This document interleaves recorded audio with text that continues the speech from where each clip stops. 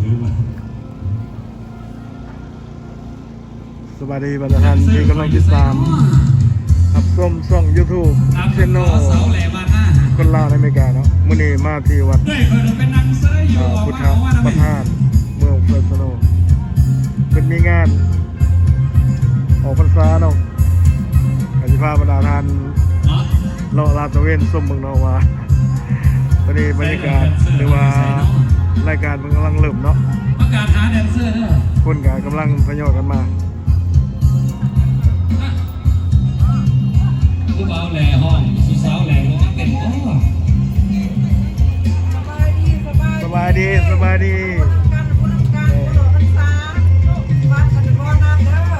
าแล้วสอนไอสอนโอ้ฟุ้งไม่แล้วนี่เนาะมาพบคนงามสาวแหล่โอ้สาวแหล่บ้านนั้นโยธาบ้านได้พบน้ำถึงนั้นกุศลงานโอ้ได้งามบ้านอาสามัคคียอดถึงจังหวะเลยนะโอ้สาวแหล่บ้านนั้นเจ้าสวยเด่นดังพระจันทร์วันเพ็ญอ้อมเป็นสีทองของตาทั้งน้องตาไม่ตรีโบกสงสารพระอนิลาใจเราเลยมาเป็นลูกหอม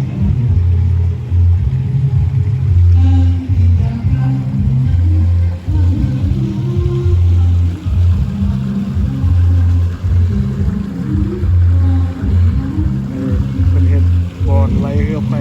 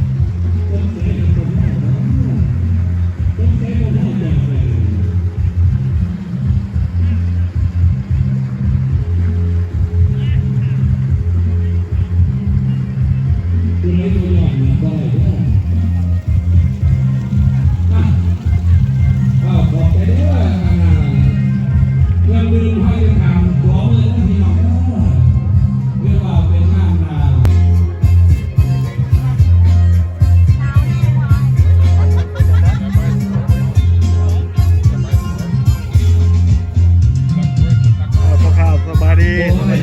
ไว้เพิ่นกำลังบีซีเนาะข้างซอยข้างเวรนาฬิกาพ่อข้าวบูเว้ยเคยกำลังสิฟอนสบายดีคนบุทันมาน้องสาวเฮาน่ะเดี๋ยวกินเขียวมาฟอนเด้อ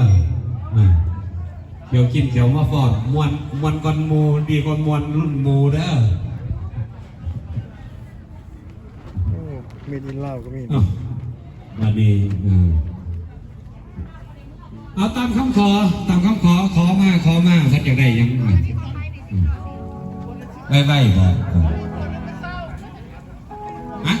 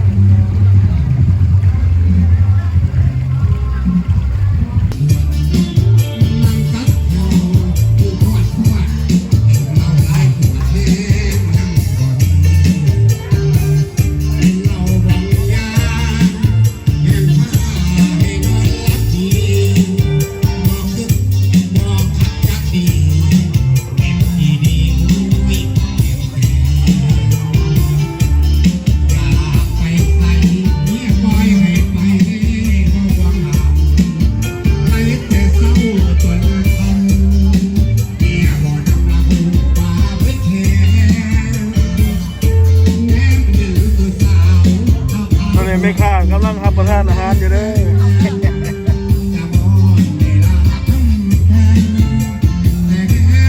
น้องสาวทิพย์วันเนาะวันนี้มาเป็นแม่ค้า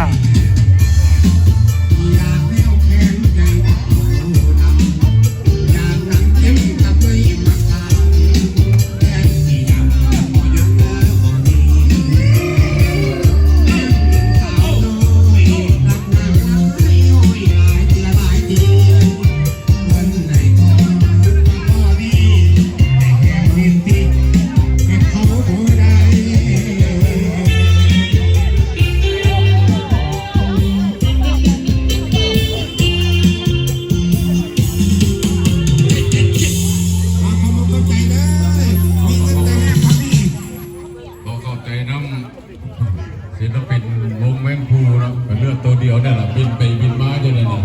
จักที่ไปตอบไม่อย่างเลยผมก็หูจักหรอก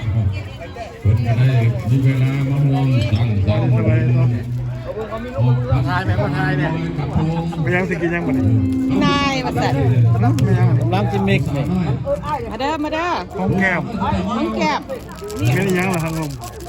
โอตักเต้จีนายจีนาย 40นั่นแหละเอาซ่องหน้า จีนาย พอดีสดีเลย ได้จะไรจับมือเนี่ย ยักเบิ้งยักใส่ปากเบิ้งยักใส่ปาก นี่ว่าเราต้องถึงไม่ลูกเงินบ่ไปเยี่ยวนะครู อ้าวซีเบิ้งผู้ชายซีเบิ้งซีเป็นคนเบิ้ง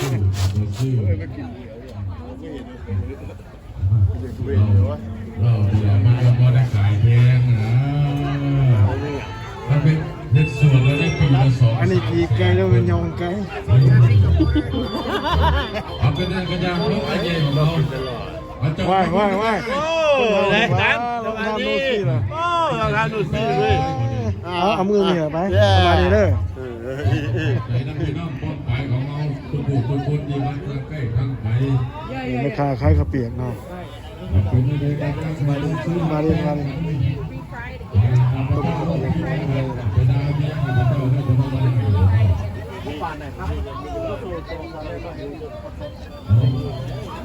เอาคนซาในพิษก็ได้เอาแล้วก็ฟันเคยฟันว่าเคยว่าจะซื้อนี่เลยนะไปก็ตั้งไปก็ได้ตั้งแจ้งว่าไปฟันเฮ้ยอันนี้คอยบอกจะได้นะคอยจะได้อันเหลืองนี่นะเฮ้ยบอกคอยได้ด้วยคันมันเก่าอ่ะนะครับจะเปลี่ยนอันใหม่นะพอยิ่งดีต้องครับขอบใจได้เด้อขอให้อายุมันขอยืนและเป็นบุญเมื่อนี้ขอให้ขอเพื่อนเจ้าด้วยเรื่องเจ้าผู้ที่ให้เจ้าเรื่อง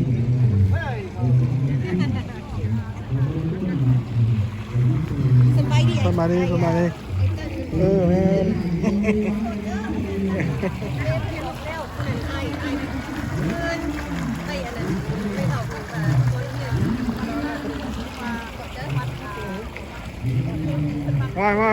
ว่ายเจ้าโชคดีนะมาพอมือกล่อง มีอ่านกี่ไฟบ่ล่ะ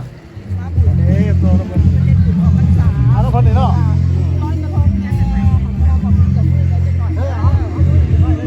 เดินกำลังออก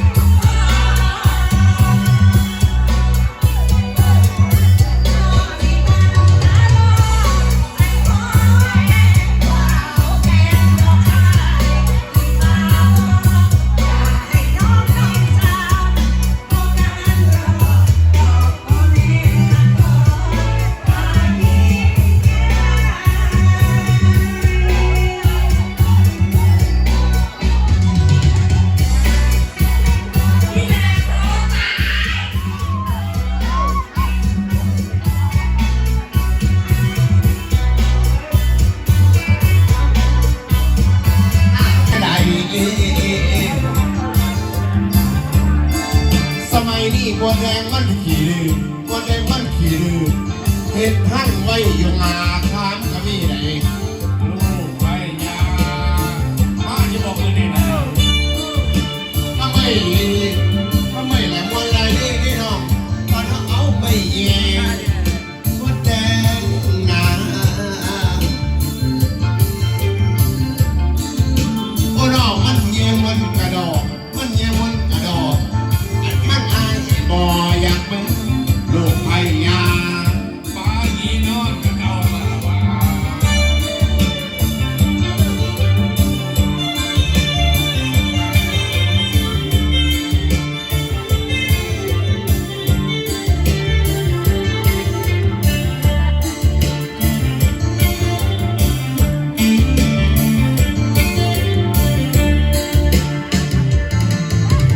โอ้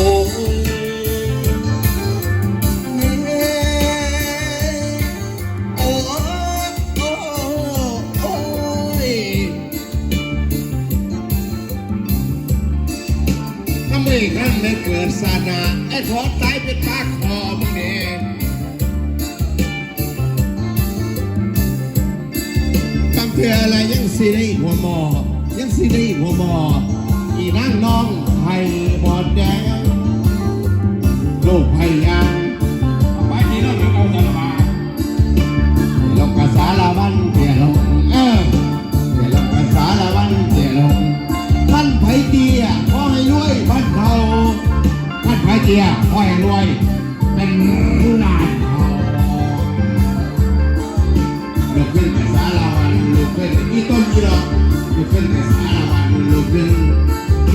แล้วไอ้ขอเชิญคนก่อน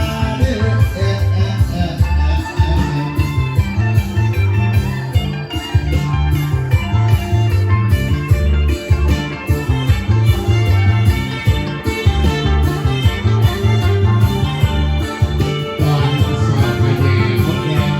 ตอนสวยๆไปมดแดงตอนค่อยทำมึงแดงไปแดงมดแดงคือกันเย่เลยฝากมาให้ละโมนี่เจ้ากินให้มดแดงมันดีตาดีหากให้ได้ถึงจะติดตั้งแน่นอนถ้าอ่อนฟ้อนจะร้องให้มดแดงของแค่ดีเบิ่งบ่ได้คือจะขาวว่าสวยอ้ายนะเวลาจนน้ำไหลย้อยจะกินลอยอย่างแบบนี้บ่ออกสิเท่แพ้ได้ดอกแพ้น้อง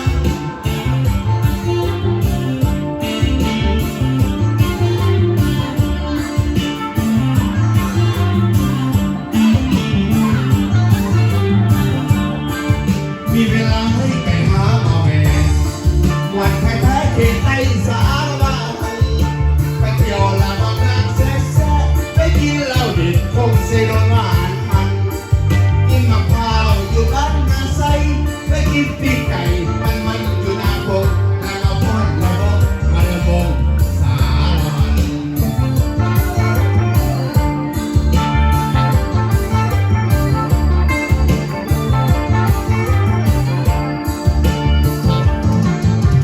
โอ้ย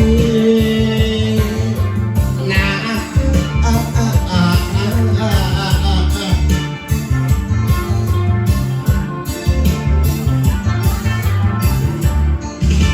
โอ้นั่นแหละพ่อจะมาถึงนี่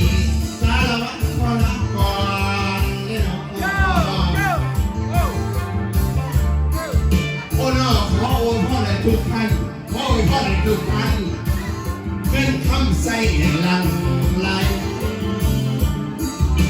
ลาลงภาษาละวันลาลงภาษาละวันลาลงภาษาละวันลา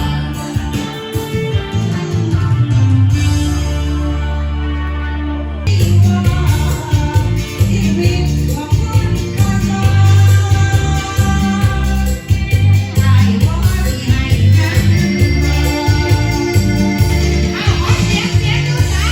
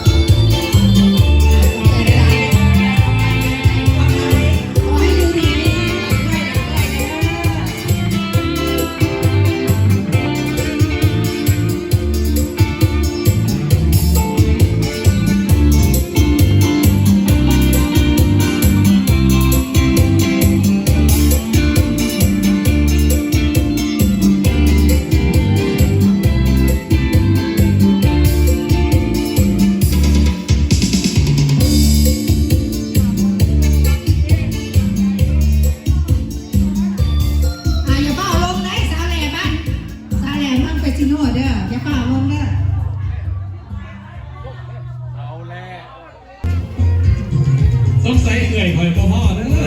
ยอดมาถึงมาอ่ะเชื่อ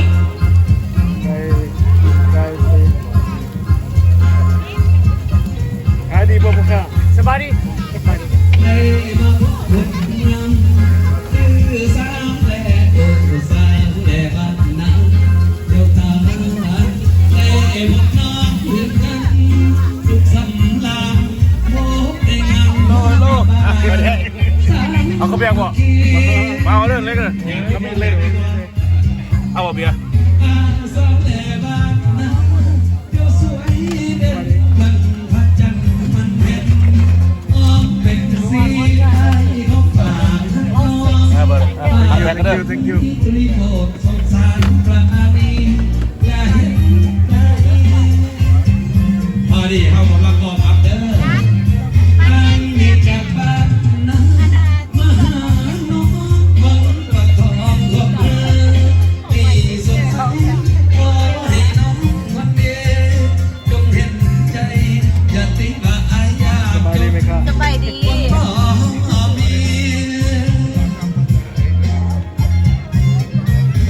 ไปเฮ็ดแซ่บเด้อไปเฮ็ดแซ่บแซ่บเฮ็ดเอาเอง เฮ็ดฟังก็เล่าเฮ็ดดี บ่เฮ็ดอยู่นี่แหละ